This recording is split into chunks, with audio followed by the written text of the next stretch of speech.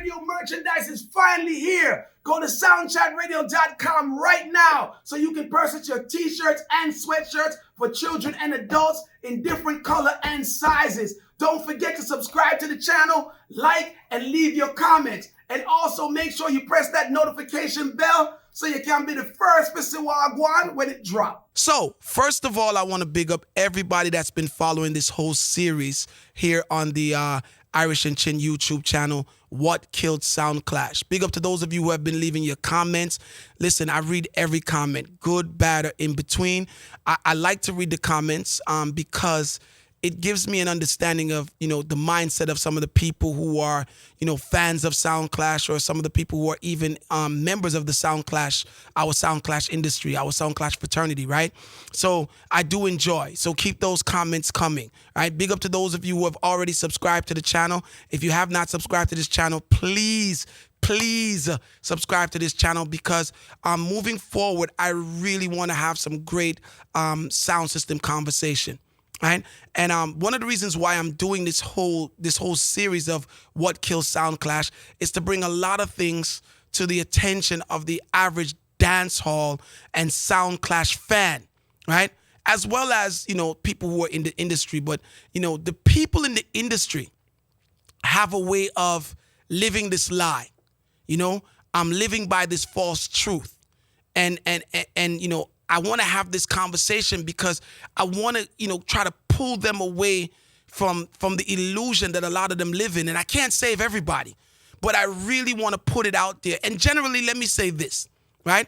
This whole series is really not for sound men, because, the sound men are the ones that are running around the place. And, when I say sound men, I mean sound people, right? Industry people, not all of them. Right? Some of you are extremely educated and fair. A lot of you are emotional.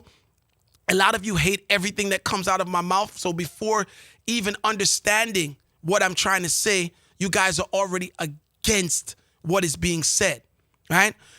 What Killed Sound Clash is a series that explains a number of things that I have been paying attention to that help to stop the arena from continuing along its exciting and vibrant path, right? When we used to go to Clash, we would see all kind of different people and, all different ages, and Clashes was keeping every week, and different states were keeping Clashes, and different countries were keeping, and this was happening, at a steady pace.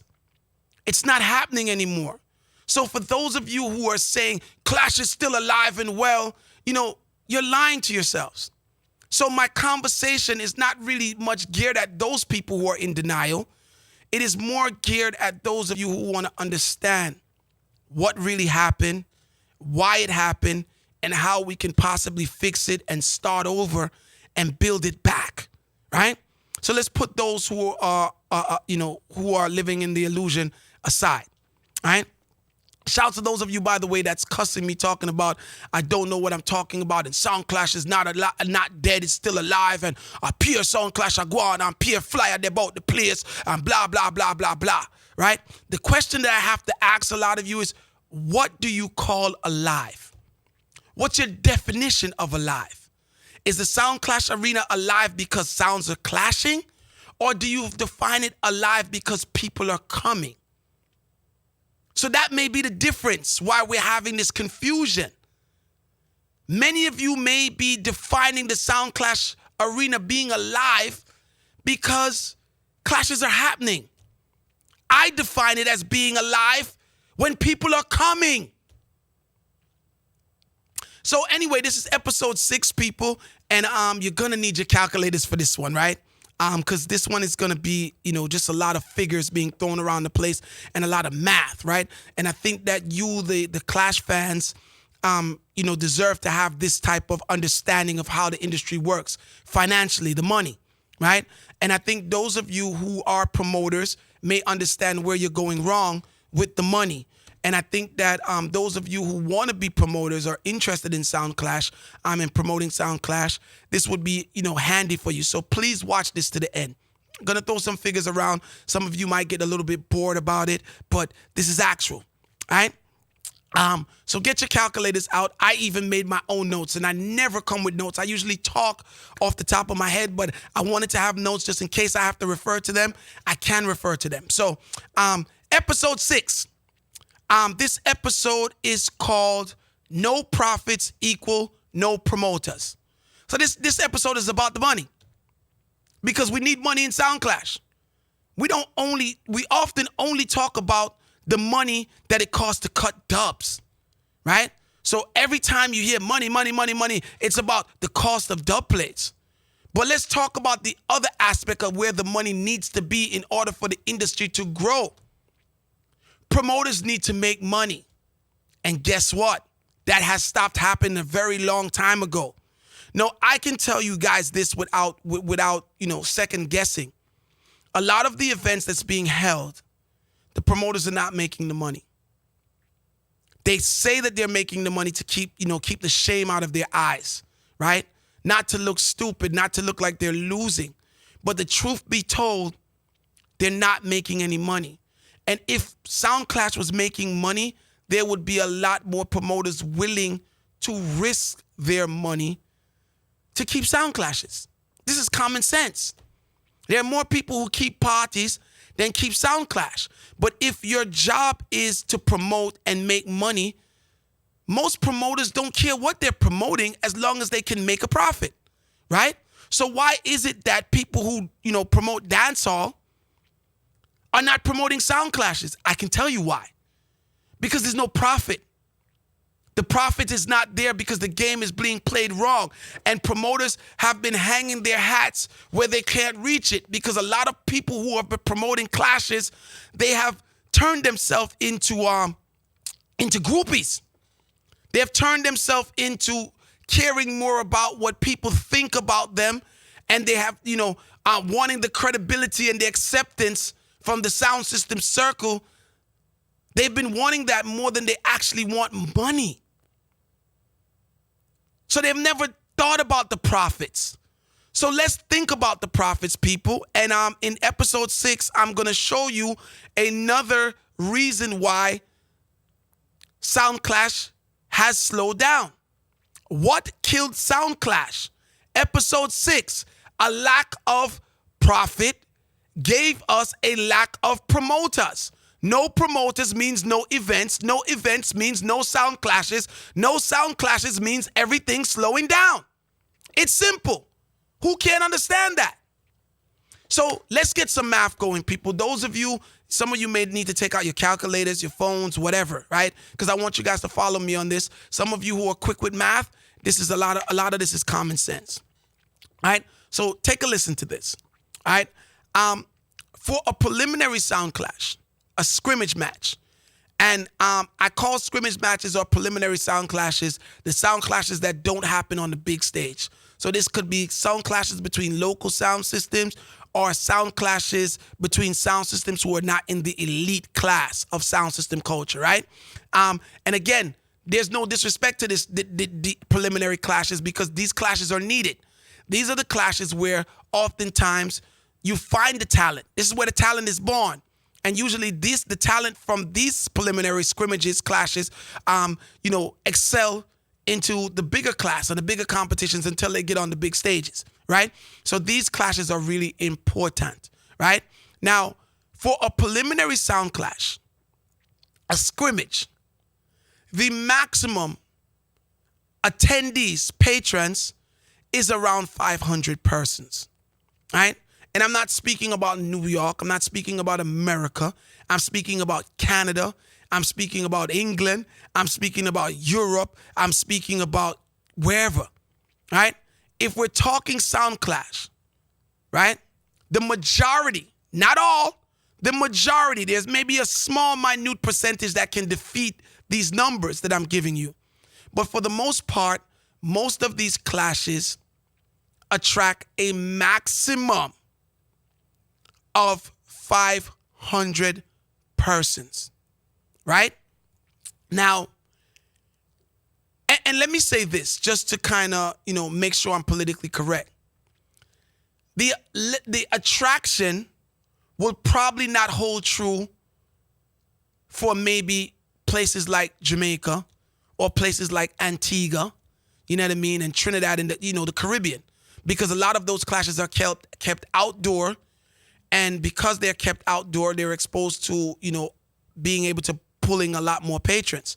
However, and I just want to stick this in as a disclaimer. However, in those places, it costs more to keep the sound clash.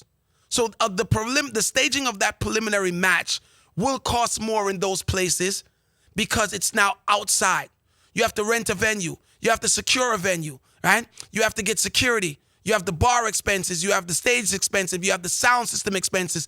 It usually costs more, right? So let me just put that out there for some of you who are saying, "Yeah, idiot, we're in Antigua, we're in Jamaica, and we'll get 1,000 people for clash."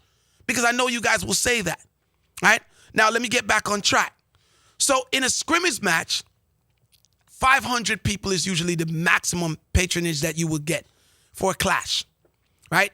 Now, I use the word maximum because you don't always get it. Most clashes don't get it at all, right? But you can expect a maximum of 500 people. Now, if we use this expectation of 500 people, we should then look at our budget, right? This is how you make money. Now, if we're charging $40 at the gate, and that could be 40 euros. I'm saying dollars because I'm in America. It could be Canadian. It could be pounds. If that's what we're charging at the gate, then 40 times 500 means that the maximum yield from the event that I'm trying to keep is going to be 20,000 pounds, dollars, euros, whatever, yen, whatever. That's what it's going to be, right? Now, if I'm keeping a dance and the budget goes over 20,000, a sound clash, then we kind of already know what's going to happen, right? Because for the most part, 500 is the max, but 500 doesn't always show up. So now, let's do the 40 at the gate first, right? Just to do the math. And people, use your calculators and write this down because I think this will be useful for a lot of you. And I'll show you another element of why Sound Clash has slowed down. What killed Sound Clash? A lack of promoters. Why? Because they're not making any money. They're losing their money. So they come to the clash thinking that they could eat our food. And when it's all said and done, they either break even, realizing that they spent 2 or 3 months promoting a clash just to make back their money, or they lost their money. Either way, they don't come back again, right? Now, $40 at the gate is what we're charging, right?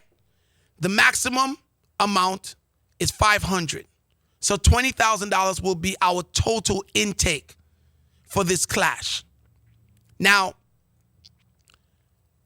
knowing that $20,000 is your maximum earn, we need to have a break-even point, because the break-even point is going to identify the point in which we make back our investment, whatever that investment may be, right? But be smart and don't make that investment be more than $20,000, because if it's more than $20,000, you already lost before the dance has been held, right? So I'm saying that a safe break-even point for you is 300 people, right? That's safe. So as a promoter, you need to identify the maximum amount of people that you would get for the event and the minimum amount of people you think that you can attract for this event, just to understand whether it's even worth having the actual event, right? Now, once you identify that 300 is going to be your break-even point, then you're going to go back to what your gate cost is going to be. Your gate cost is going to be $40, right? So if your gate cost is $40 and your break-even point is 300 patrons, you know that your budget has to be $12,000. So you're investing 12 grand into this Sound Clash event, right? Now, we're going to take that 12 grand that you're investing into the Sound Clash event, and I want to come up with some figures. I have these figures written down. I came prepared today, people, because I really think this will be helpful for a lot of you. I'm looking for my figures. All right, so here's some figures. They may be realistic to some of you, may not be realistic to some of you, but I've kept clashes in Canada. I've kept clashes in the UK. I've kept clashes in the Caribbean. I've kept clashes in America. So I came up with some of these figures, right? So the venue cost is $3,000 on an average. I'm going to give you $3,000 for the venue. $3,000 for the venue, euros, whatever, right? $3,000 for the venue. I'm going to give you $1,200 for the sound system. All right? So we're at $3,000 for the venue and $1,200 for the sound system. No bar. Forget about the bar. If I've kept 50 clashes in my life, I've probably had the bar maybe 1 or 2 times, right? 3 times. And that's usually only when I keep a clash in the Caribbean, right? Bars really don't make any money because Sound Clash people will sip 1 Guinness for the whole night, or they will share a bottle of Hennessy for the whole night. There's no back and forth to the bar. So sometimes the bar becomes an expense that you either break even, you don't make no money, whatever, right? So let's take the bar out of it, right? So the venue, $3,000. The sound system that you're renting, which is speaker box and turntables or whatever, right? I'm putting that at $1,200. Now that varies from location to location and city to city, country to country, right? Let's call that infrastructure. So right there you have a $4,200 infrastructure cost, right? Now I'm giving you $500 for flyers. For those of you who still do flyers or whatever, $500 for flyers, all right? Back in the days, we used to spend so much money on flyers. It's crazy that flyers have become so null and void that $500 is enough to put flyers. But $500 for flyers, right? Now you need promotion. So I'm going to say maybe you're going to do some radio. If you live in New York City and surrounding areas like Jersey and stuff, we also do banners. Banners, by the way, is usually like $50 a banner, right? So those of you who are out there cutting down people's banner, every time you cut it down, the promoter loses $50. That's just a note, right? So banners, radio promotion, social media promotion, blah, blah, blah promotion, I'm going to put that at $3,000, right? So now we have infrastructure and we have promotion, right? Infrastructure is going to be $4,200. Promotion is going to be $3,500, which is going to give you a total of $7,700. People, please listen to these numbers. This is not stuff that I'm making up. This is the reality. People can say whatever they want to say, but numbers don't lie. If you ever took a calculus class or an accounting class, or if you got plain old common sense, you will know that numbers do not lie. So we have $7,700 worth of infrastructure and promotion, right? Now remember, our break even is 300 people at $40 a head, which means that we have $12,000 to play with. From that $12,000, what are we going to do next? Well, what we're going to do is we're going to take the $12,000. Let me do the math with you guys in real time. We're going to take that $12,000 and we're going to subtract infrastructure and promotion, $7,700, which is going to leave me with $4,300. The $4,300 that we have left over represents your talent, your entertainment for the night. In other words, the sound systems that will be clashing, the selectors that will be clashing. So if you decide that you're going to use 2 sound systems to clash for your event, then you're going to take 43 and you're going to divide it by 2. Let me do that again. 43 divided by 2. Now that math comes out to be $2,150, and that's for 2 sound systems. $2,150 for 2 sound systems. Each sound system cannot get any more than $2,150 if you're using 2 sound systems in order for you to secure that you're gonna break even at 300 people. Now, if you decide that your event is going to have 3 sounds, then you know that amount goes down. Now, every sound system, all 3 sound systems, each one of them will get $1,433 in order for you to secure your break even.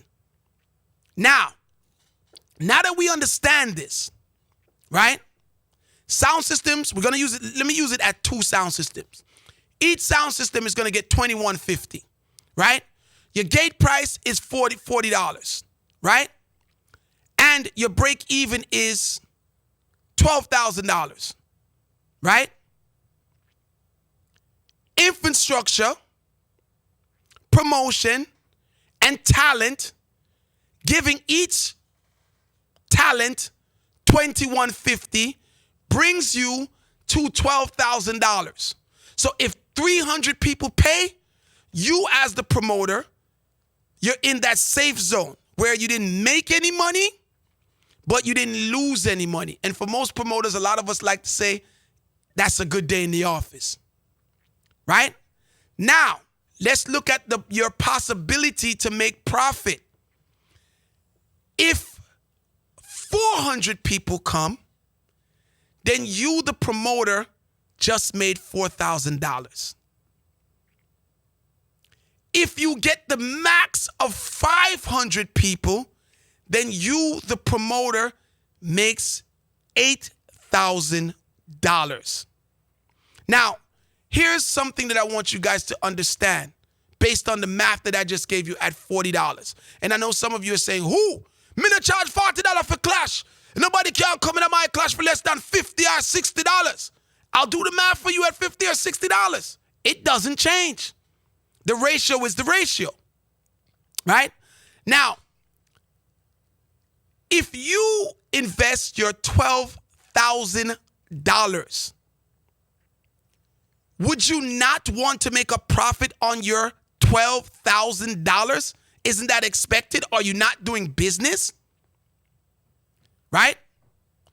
So why then should you pay the sound systems that are clashing more than $2,150? Pay attention, people. So if you go to a sound system as a promoter and the sound system is telling you that they want $5,000, to clash.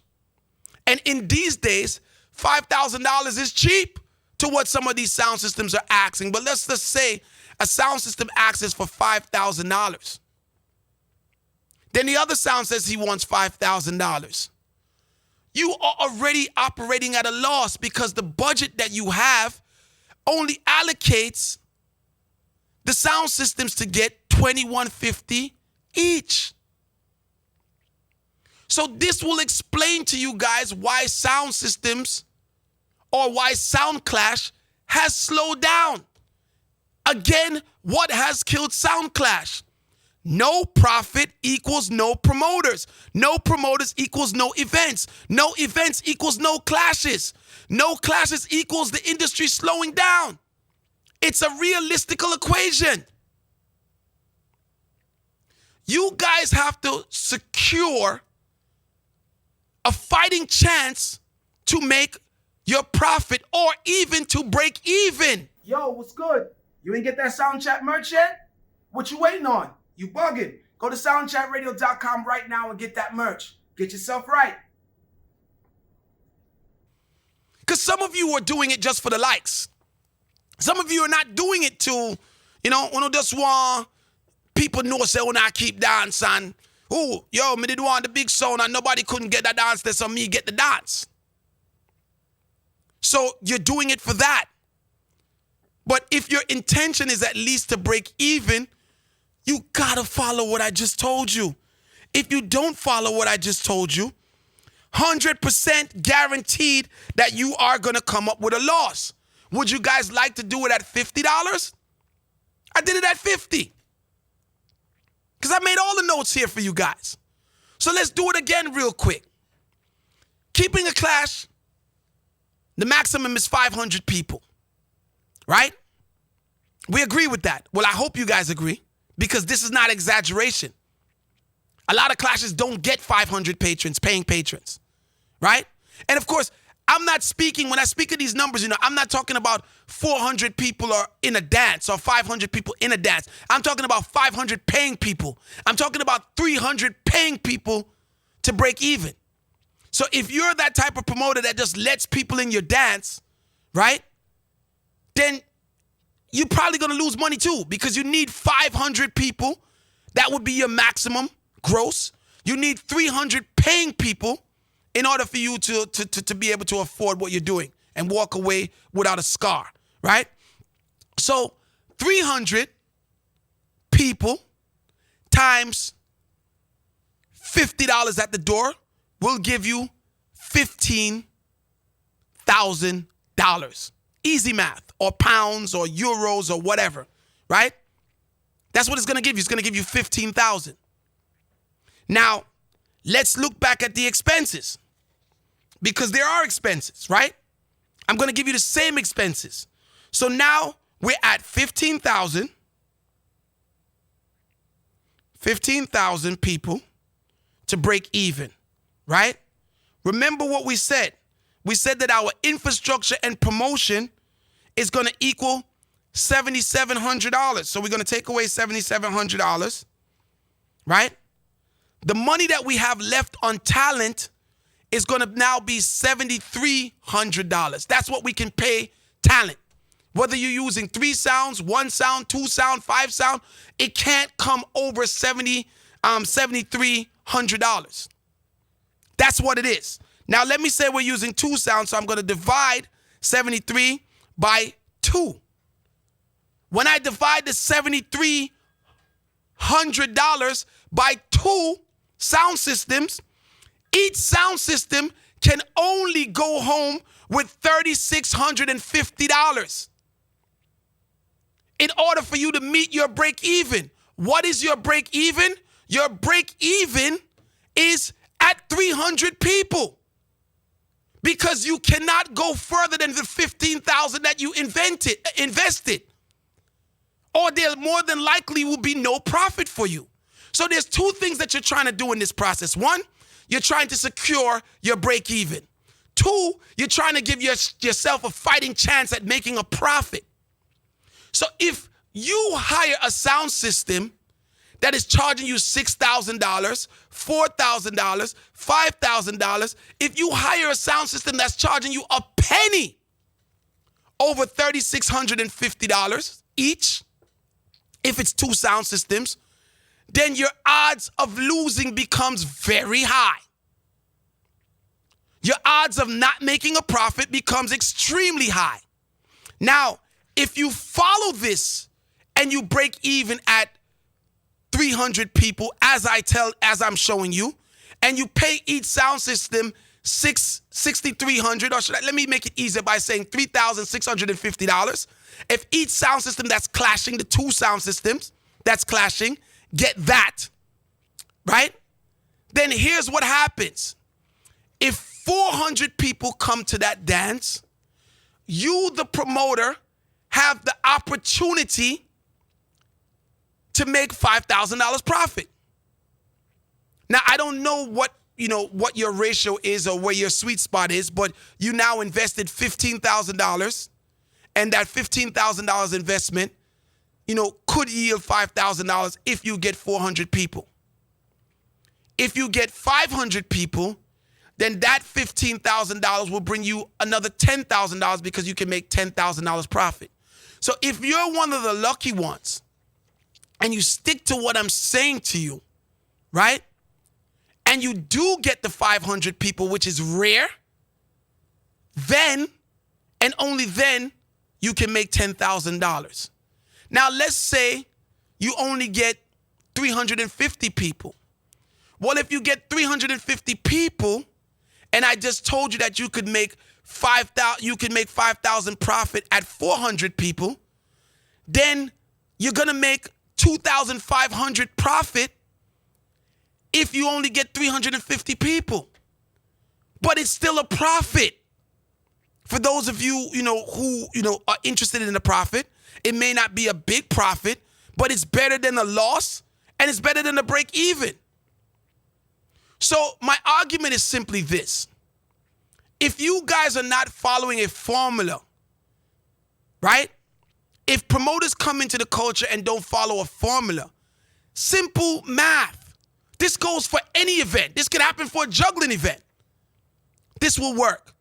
You're gonna lose your money. And if the promoters continue to lose their money, they're not coming back. Only the dumb ones come back, like me. But I kind of got the formula down pat, right? And I know how to make a profit. And here's something that I also want to put out there. When since has it become a crime for promoters to make a profit? And I'm speaking to the sound men now, right? Why has it become a crime for promoters to make a profit? A promoter is in the business of doing business. And that business is to invest and to make something on the returns. So those of us who feel like we want to charge X amount of money, knowing, or some of you don't even know, because some of you are in the illusion that, the promoter can make the money. The promoter doesn't make the money, but you made the money because you guaranteed your bag. You walked away with your 10 grand. You walked away with your 6 grand or whatever your grand was, right? And you're saying to yourself, me no business, me get a promoter a date, the promoter for promote, and if nobody no come and dance, that means that him or she never promote properly. Nah, that's not what it always means. What it means sometimes is that the industry is capped, and the event that the promoter is staging only has a certain amount of people that's interested in that preliminary, that scrimmage match. So therefore, what you're charging the promoter is unrealistic. But the problem is that these promoters, they don't understand the math. And a lot of them just want to be in the in crowd and they want to say they're a promoter. So they jump into it. And then when they lose their money, they don't come back in. So we lose another promoter. If we keep losing promoters as we have, then the industry slows down. And when the industry slows down, it eventually comes to a halt. So a lack of sound clashes is directly related, not indirectly, but directly related to no profits. Promoters are not investing money in what they can't make money out of. You're an idiot to do that, right? And before I go, I want to say this because I know some of you are listening to me right now. And by the way, feel free to leave your comments below, right? And some of you are going to tell me I don't know what I'm doing and this and that. But I must know something in the situation that I sit in because I am, undoubtedly, and this is not me being cocky. This is me telling you guys to pay attention. I am one of the most successful, if not the successful promoter in Soundclash. So I must know the formula. And I'm now giving y'all the game, right? A lot of you are paying too much. And because you're paying too much, you're not making any money. I'm not saying sound systems are not worth it. I'm not saying dubs don't cost. What I'm saying that everyone in the circle has to come to a reality. And that reality is simply this. There is a maximum pulling for most sound clashes. Preliminary sound clashes has a maximum pulling. And if that maximum pulling will not allow you to make a profit and still pay somebody $10,000 to perform, why are you doing it? What sense does it make? It doesn't make any sense at all. Now, some of you may say, yo, up here big dance me keep and a big sound thing. So my dance, I gonna bring more people, right? I got that for you too. I got that for you guys. Because I know for a fact that everybody wants to feel like their sound system is in, or their clash, I should say, is in the big leagues, in the big category, right? And therefore, in the big category, you're gonna pull more people. And that doesn't usually happen, by the way. I just want to put that out there to you guys. So now let's say 2 big sound systems. Let me show you this quick math because I know I don't want this thing to be too long, right? 2 big sound systems, right? So we're charging $60 at the door because we have 2 big sound system I throw down. Get your calculators out real quick. And I'm going to do this real fast to show you that this works in every single situation possible, right? Now, since we have 2 big sounds and we're confident that so much people is going to come, guess what we're going to do? We're going to move our break even from 300 to 400 people. So we're going to add 400. We're going to add another 100 to the break even. That's what we're going to do right now, right? So now we're also going to put $10 upon the gate price. So we're going to charge $60. So now 60 times 400 is $24,000, pounds, euros, Canadian, whatever. That's where we at. That's the money that we got to spend on this big sound clash that we're keeping. Realistically, why do we only want to spend $24,000? Because we want to secure that we're going to make back our investment and have a good shot at making some type of profit. Okay, so let's go infrastructure. You guys know infrastructure. It doesn't change. The club still costs $3,000. Renting the sound still costs $1,200, right? Give or take. Flyers, which some of us still use, is $500. But here's what I'm going to do. Because the clash is a bigger clash, I'm going to up the promotional cost to $5,000. Now, those of you who really know about promoting events knows that $5,000 is nothing. I'm going to give you $5,000 to pay for banners, radio, and any other type of social media promotions. So now your investment in infrastructure and promotion is going to be $9,700. That's where your infrastructure is, $9,700. So let's do the quick math. Right? Again, no bar. Because I want you guys to understand what I understand, right? So we are saying that we are keep our big dance. And because we're keeping the big dance, we're going to move up to 400 people. So we're saying 400 people, right, times 60 at the door is going to give us 24,000 people. $24,000 or euros or pounds or whatever it is, right? Francs or yen, right? Bam. That's 24,000.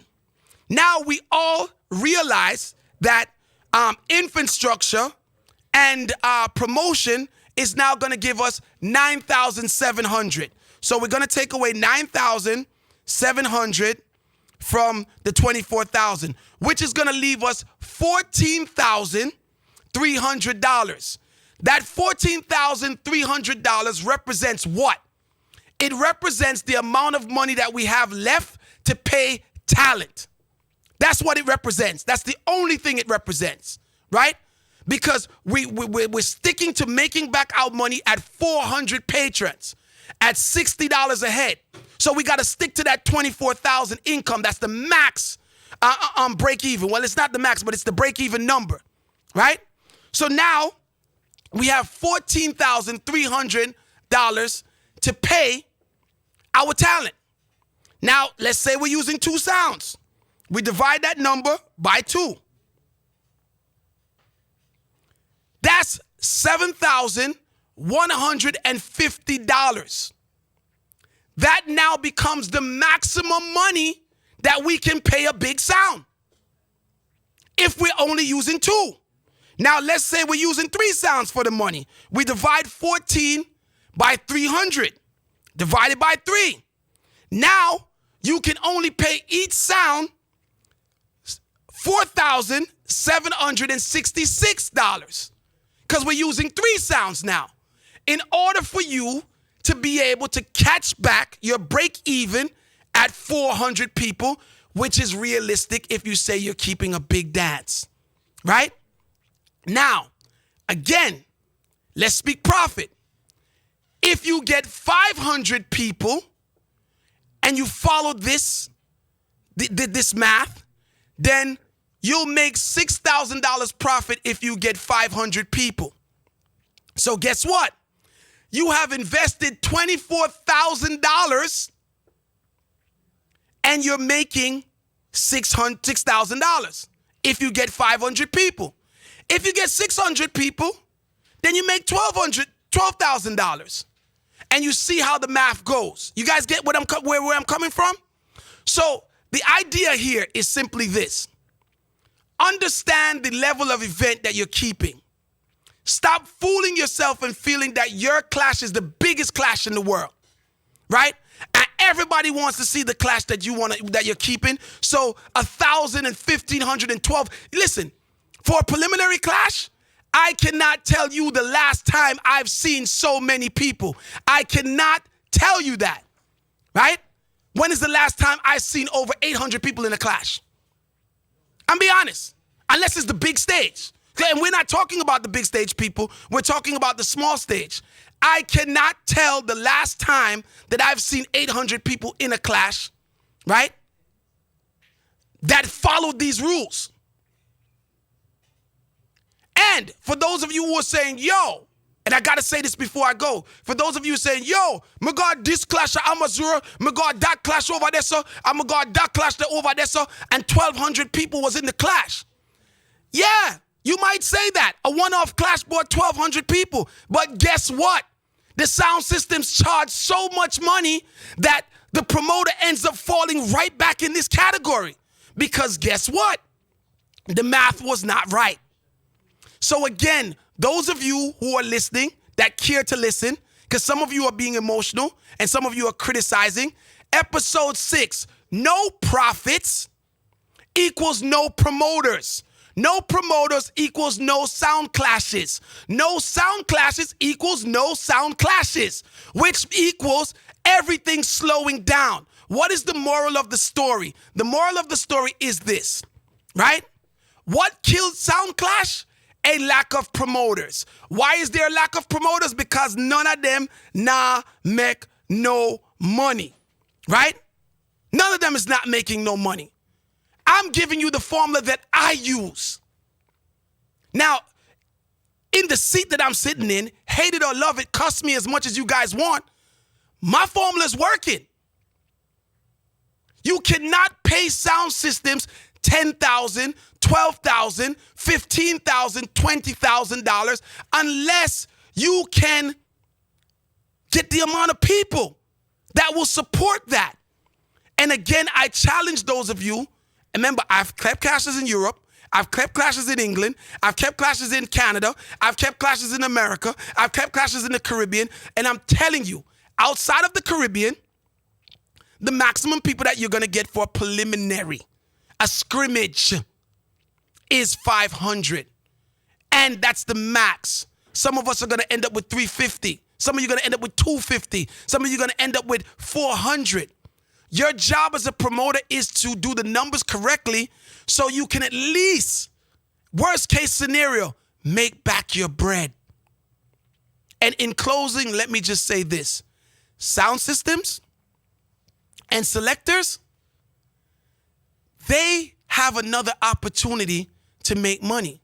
They come to your clash, they perform well, they play some wicked dubs, they get some wicked forward. There's somebody in the crowd that's going to book them. There's somebody listening to the audio that's going to book them. So they go on to make more money. You, the promoter, only has one chance to make back your bread. And that's that night. So I hope that you guys find this helpful because the numbers do not lie. A lot of people who are keeping sound clashes, they're doing it to be part of the in crowd. And because they're doing it to be part of the in crowd and not making the money, guess what? They stop keeping them. Or you see them keep out one clash every year, maybe when income tax time come. But it's not a business for them. We need promoters in Sound Clash that make it their business. Their business is promoting Sound Clash. And you're not going to get those people because they can't make no money. Episode 6, make sure you guys tune in for episode 7 where I come up with something else that I hope is useful to you. And listen, like, Leave your comments. Me know someone, I know someone are gonna leave some crazy comments, but I read them anyway because it helps me to understand how you guys are thinking. Subscribe to the page, people. And yo, before I go, please do me a favor, man. Download that SoundChat Radio app. Right? Go to the Apple App Store, the Google Play Store. If you're missing SoundChat, you're missing everything. Right? SoundChat is the only platform that has 8 hours on a Thursday of straight sound system conversation, right? So make sure you guys are locked in to soundchatradio.com. And again, we'll talk again. Episode 7 coming up soon. Thank you for watching another episode of SoundChat Radio on Irish and Chin's YouTube channel. If you like what you saw, please subscribe by hitting the red button. If the button is still red, that means you did not subscribe. Also, like and share. And don't forget to leave a comment. In fact, press that notification button while you're at it.